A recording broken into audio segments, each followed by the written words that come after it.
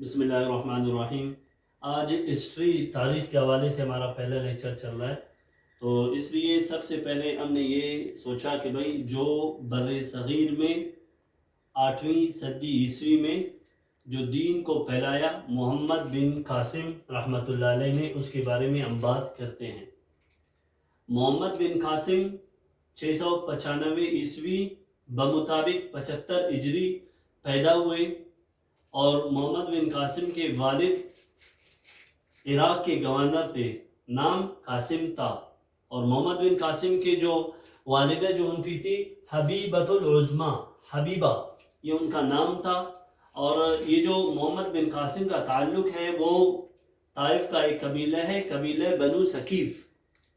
جو آپ صلی اللہ علیہ وسلم جب گئے تھے طائف لوگوں کو دعوت دین دینے کے لیے، تو اس وقت یہی قبیلہ ثقیف کے لوگوں سے ملاقات ہوئی، اور ان کے جو بڑے سرداران تھے، 3 تھے، حبیب، مسعود، عبد، یالیل، ان کے یہ 3 نام تھے، حبیب، مسعود، عبد، یالیل۔ ان کو دعوت دی، انہوں نے بات نہیں مانی اور شریروں کو آپ صلی اللہ علیہ وسلم کی پیچھے لگا دیا، آپ صلی اللہ علیہ وسلم کو اذیت دی، تو یہ انہی قبیلے میں سے تھا۔ تو اس کے بعد کیا، جو فرشتے آئے آپ صلی اللہ علیہ وسلم سے فرمایا کہ آپ دعا کیجئے، ہم ان کو جو ہے کیا کریں گے، بالکل صفحہ 80 سے مٹا دیں گے۔ تو آپ صلی اللہ علیہ وسلم نے فرمایا اگر یہ ایمان نہیں لائیں گے تو مجھے اللہ کی رحمت سے کبھی امید ہے کہ ان کی آنے والی نسلیں ایمان لائیں گی۔ تو دیکھیں وہی آپ صلی اللہ علیہ وسلم کی جو تھی وہ اس نے زن تھا، وہی قبیلہ بنو ثقیف کے حق میں جو ہے قبول ہوئی، اور محمد بن قاسم اسی قبیلے سے نکلا ہے، اور آپ کے فاتح سندھ جو ہے، سندھ کو فتح کر کے فاتح سندھ کا لقب انہوں نے حاصل کر لیا ہے۔ تو اس لیے یہ اسی قبیلے سے تھا جو طائف میں آباد تھا۔ آپ صلی اللہ علیہ وسلم 10 نوی کو وہاں گئے، انہیں دین کی دعوت دی۔ تو اور یہ محمد بن قاسم جو ہے، یہ ایک حجاج بن یوسف ایک بہت بڑے جو ہے گورنر رہ چکے ہیں۔ یہ محمد بن قاسم کے چچا تھے حجاج بن یوسف، اور سسر بھی تھے، اور حجاج کی جو بیٹی تھی اس کا نام تھا لبنہ۔ لبنہ کی شادی محمد بن قاسم رحمۃ اللہ علیہ سے ہوئی تھی، اور محمد بن قاسم کی جو کنیت تھی وہ ابو البہار تھی۔ محمد بن قاسم نے کیا کیا تھا، ایک علاقہ ہے شیراز، شیراز علاقے کی بنیاد بھی محمد بن قاسم نے رکھی تھی، اور ان کی عمر جب 17 برس تھی تو وہ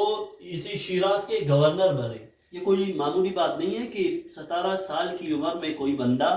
کسی علاقے کا گورنر بن جائے، تو ان میں وہ خاصیات، وہ خصوصیات اور وہ چیز وہ تھی کہ وہ اس گورنر بننے کے لائق بن گئے، اور گورنر بن گئے شیراز کے 17 سال کی عمر میں۔ ابھی یہاں پہ جب محمد بن قاسم شیراز کے گورنر تھے تو اس وقت کا جو خلیفہ تھا وہ کون تھا، ولید بن عبد الملک۔ یہ ایک اموی خلیفہ تھے، اموی خلیفہ تھے ولید بن عبد الملک۔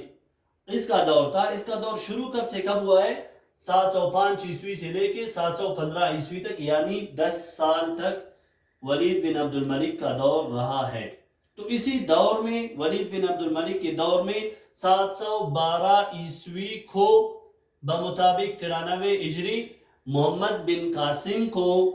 ولید بن عبد الملک کے دور میں سندھ کو فتح کرنے بھیجا گیا ہے۔ تو